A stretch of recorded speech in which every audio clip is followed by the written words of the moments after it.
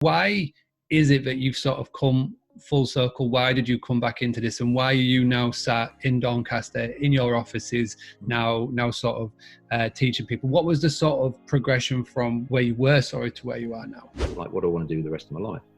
And we made a fairly fundamental decision. We don't want to work for anybody else, ever. So we got into property, and it was probably 6-7 years after that I first got into service accommodation. And I was actually a property networking event. I sat next to a guy called Justin, and we were talking about Formula One, because I'm a mechanical engineer, he's an electrical engineer, and he was Williams' chief telemetry engineer, which was really fascinating for me. Yeah. So I spoke to him for hours about that. And towards the end of it, I sort of said to him, "What do you do then?" And he said, "Service accommodation." And I said, "What?" And he said, Airbnb and all that. I was like, "Oh, yeah. I said, "What are you doing that for then?"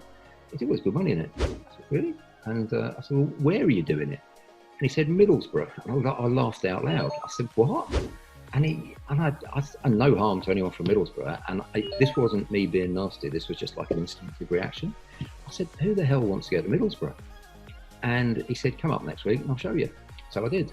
And what he's got there is fabulous. He's got like a church with, all like the vicarage and everything, and a big car park. And he's converted it to, I can't remember exactly, it's like 16 or 18 apartments. And he's making all kinds of money. And I was just like, wow. By that time, I already had, 15, 16 buy-to-lets, flats and houses and stuff. So all I did literally is I converted one flat, a one-bedroom flat, a place called Dumbarton. And anytime I tell anybody that story, they say the same to me that I said to Justin: "Why would anyone want to come to Dumbarton?" And so it really doesn't matter where you are. I think with the right service accommodation offering, if you provide the right service, the money will come. The next question is, all right, you're now obviously teaching people service accommodation. Touchstone is teaching people service accommodation. We've had Gordy, we've got Abby coming up on the podcast from Touchstone. What is the one big mistake that you see when you send your delegates out into the wide world? What is the one big mistake that you see that they're most commonly making when they're getting into service accommodation and all of this jazz? The single thing that holds them back the most is they try and do everything themselves. And what I'll always tell people is, look, I'm trying to help you to set up a business here. So a big part of what I try and get across to people is it needs to be done, but doesn't mean you need to do it. And so many people are very, very resistive to employing VAs, virtual assistants.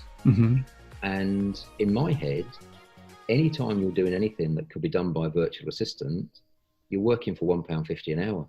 Now, I don't know about you, but I didn't get into service accommodation to work for £1.50 an hour. Now, that's not to denigrate the people in the Philippines or wherever else that do work, because over there, that's really good money. So I feel like we're doing good in the world by allowing people that wouldn't normally get access to that kind of money to earn, by their standards, pretty good money. But then from our end of the telescope, all the bits and pieces that need to be done get done, and they get done well. But you don't need to